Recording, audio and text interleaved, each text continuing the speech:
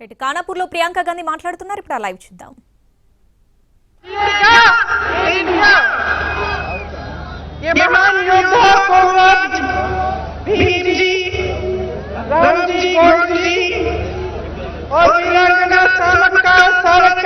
की धरती है, यहाँ मुझे बहुत गर्व होता है।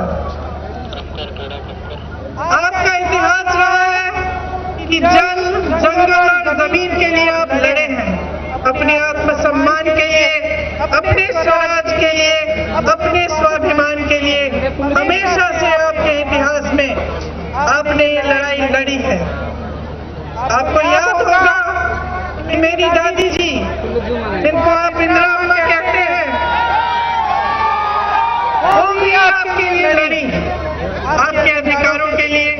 आज उनका जन्मदिन है, उनको याद करते हुए ये बात याद आती है कि उनके दिल में आपके आदिवासी संस्कृति के लिए, आदिवासी समाज के लिए कितनी श्रद्धा थी।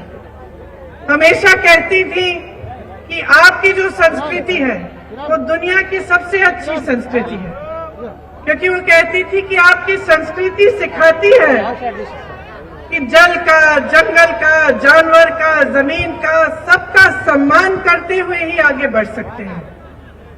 उन्होंने आपकी समस्याओं को बहुत गहराई से समझा। जो बुजुर्ग बहनें हैं यहाँ, उनको याद होगा, वो आती बहुत थी यहाँ से, तेलंगाना से संसद सदस्य भी रही। जिस समय उनकी हत्या हुई थी, उस समय यहीं से, तेलंगाना से ही वो संसद सदस्य थी। तो आपको याद होगा कि किस तरह से आपकी समस्याओं को समझने की कोशिश करती थी और क्या किया उन्होंने आपके लिए। 60 लाख एकड़ जमीन की पट्टे दिए, आपको जमीन पर अपना जो अधिकार था उसको पहचान कर आपको फिर से वो अधिकार दिया। वो जानती थी कि ये जमीन आपकी है, इसीलिए उन्होंने ये पट्टे दिलवाए।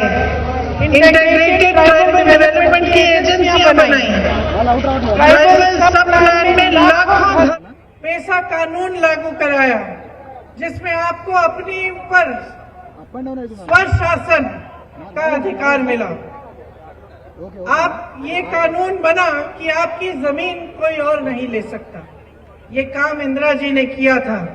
इंदिरा जी के बाद कांग्रेस की सरकार ने फॉरेस्ट राइट्स एक्ट लागू किया, इससे भी आपको जंगलों पर अपना अधिकार वापस मिला।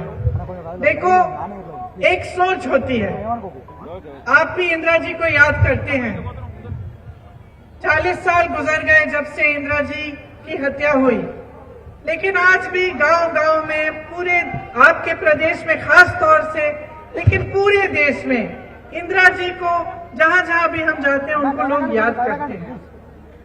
कई बार मुझे भी लगता है कि कैसी शख्सियत होंगी कि मैं किसी छोटे से गांव में, दूर इलाके में चली जाती हूँ और वहां भी मुझे कोई कहता है कि जब आपकी दादी जी आई थी तो हमारी दादी जी ने उनके लिए खीर बना के दी थी। तो इस तरह की जो यादें हैं, जो पूरे देश की जो जनता की यादें हैं, वो अभी भी ताजा है, अभी भी जिंदा है। तो मैं आपसे पूछना चाहती हूँ कि जब आप इंदिरा जी को याद करते हैं तो क्यों याद करते हैं? बहुत सारे नेता आए गए, बहुत सारे नेताओं ने आपके लिए काम किया, उनको इस तरह से आप क्यों याद करते हैं कि आज भी आप उनको इंदिरा अम्मा कहते हैं? इसकी वजह है, वजह यह है कि जितना प्यार आपने इंदिरा जी को दिया, उतना प्यार इंदिरा जी ने आपको भी दिया। जितना सम्मान आपने उनको दिया, उतना ही सम्मान उन्होंने आपको दिया। जितनी श्रद्धा आज भी आपके दिलों में उनके लिए है, उतनी ही श्रद्धा उनके दिल में आपके लिए होती थी।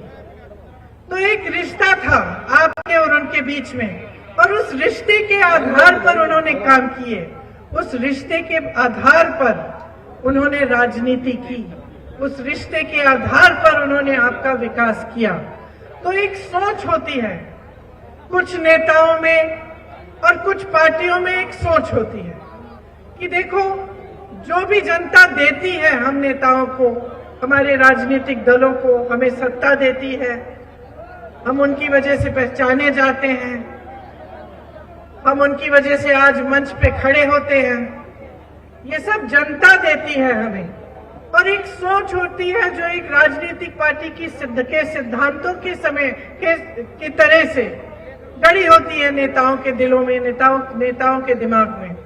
और वो ये सोच होती है कि जनता सर्वोपरि है, कि सबसे ऊंचा जनता है।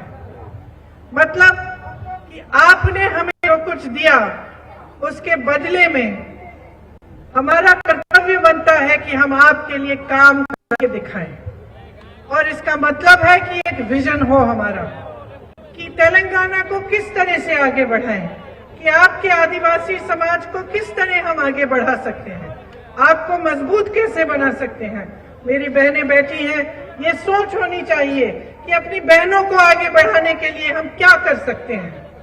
तो ये एक राजनीति का एक तौर तरीका है और एक सोच है जो कुछ राजनीतिक दलों में है, हमारी कांग्रेस पार्टी में है, आपने खुद देखा, चाहे इंदिरा जी हो, चाहे सोनिया माँ हो, मेरी माता जी, जिन्होंने देखा कि आपके दिल में एक दर्द है, जिन्होंने देखा कि तमाम नौजवान युवा शहीद हो रहे हैं क्योंकि आपको अपना एक प्रदेश चाहिए था। आप चाहते थे कि आप अपने आप, जो आपकी पुरानी इतिहास की बात मैंने की, कि आपका अपना राज हो और कि आपका एक प्रदेश बने जो आपके लिए हो। सोनिया जी ने आपकी बात सुनी, आपके दर्द को पहचाना